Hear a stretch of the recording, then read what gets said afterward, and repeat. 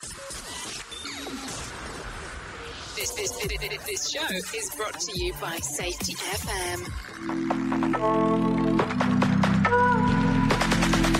Okay, hello and welcome to another episode of Safety FM with Jay Allen. I hope everything is good and grand in your neck of the woods on this Tuesday, July the 23rd. So let's start talking about everything that's going on, because we have a very special episode inspired by Todd Conklin's book, Simple Revolutionary Acts. We will explore some of the simple yet powerful ideas to revitalize yourself in your workplace. These ideas are practical and easy to implement, yet can make a significant impact on how we think, feel, and interact with work. So let's dive into these revolutionary acts that can transform our work lives. Let's start with revolutionizing the way we think and feel about work.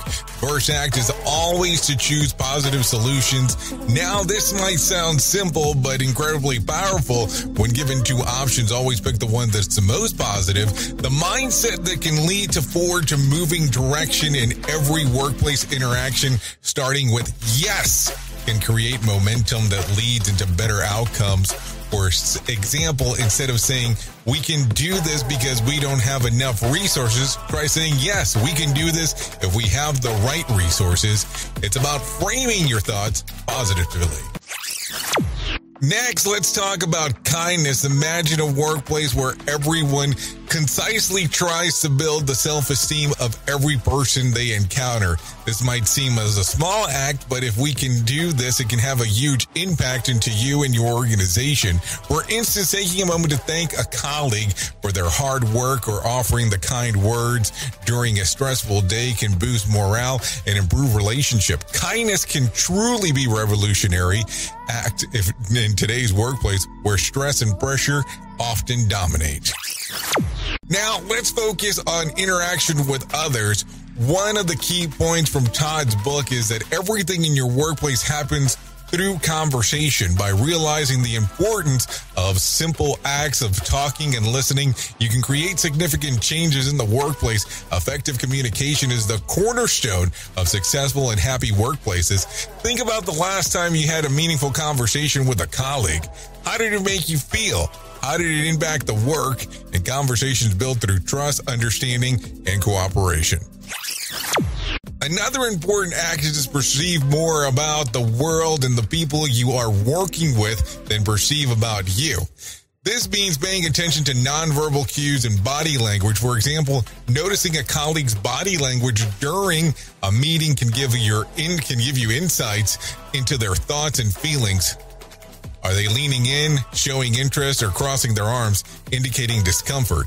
The deeper understanding can help you navigate your workplace more effectively and building stronger relationships.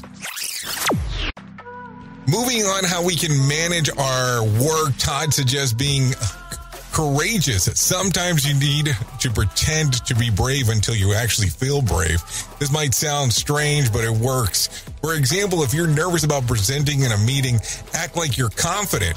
Over time, the behavior becomes a habit, and you'll actually start feeling more confident. Practice taking risks, low consequences situations to build your confidence for bigger challenges. Remember, bravery is a skill that can be developed with practice.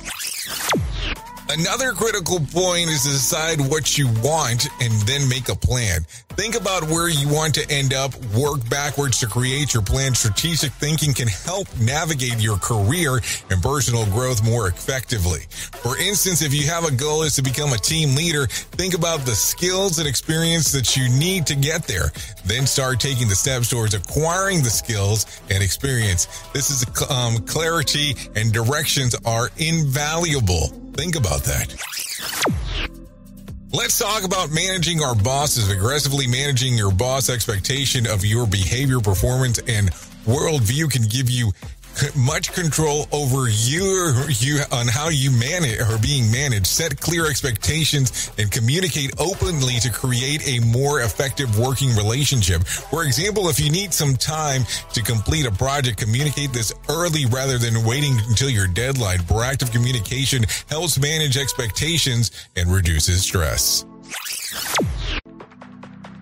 Lastly, let's touch on a fun one. Work and dance like nobody's watching. There's something powerful about moving joyfully through your workplace. It can inspire others to create a more positive, energetic environment. And don't be afraid of bringing your whole self to work, including your passions and your quirks. For instance, if you love music, maybe start a casual lunchtime jam session. The small acts of joy can transform to the workplace culture overall. Think about that. These are just a few of the revolutionary acts that Todd Conklin's book, Simple Revolutionary Acts, talk about. Implementing these simple changes can lead to a more fulfilling and enjoyable work experience. So let's share a personal story. There was a time when I felt stuck in a routine at work, feeling unmotivated and disconnected. I decided to try some of these revolutionary acts, like choosing a positive solution and being kind. Over time, I noticed a significant change in my attitude and atmosphere at work, and it really worked. So let's go ahead and wrap this up. Remember that change doesn't have to be drastic. Sometimes the smallest acts can lead to the biggest changes, whether it's a kind word, a positive mindset, or a courageous step. These simple revolutionary acts can make a huge difference. I challenge you to pick up one act from today's episode and try it out in your workplace. Observe the changes and let me know how it goes. You can reach out to us on social media or through our website at safetyfm.com. Thank you for joining me for today's episode of Safety FM with me. Let's start a revolution in our workplace today. Stay safe and stay kind and stay revolutionary. This has been Jay Allen signing off here on Safety FM. Let's do it again here in the near future.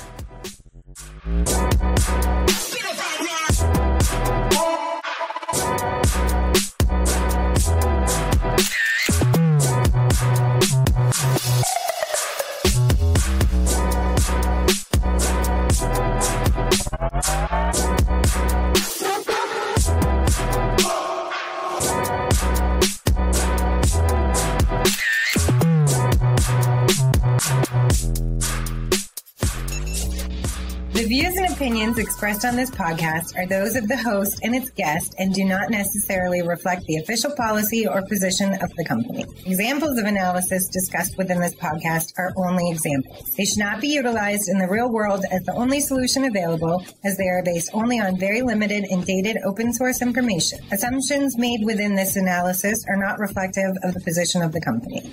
No part of this podcast may be reproduced, stored in a retrieval system, or transmitted in any form or by any means, mechanical, electronic, recording, or otherwise, without prior written permission of the creator of the podcast, Jay Allen.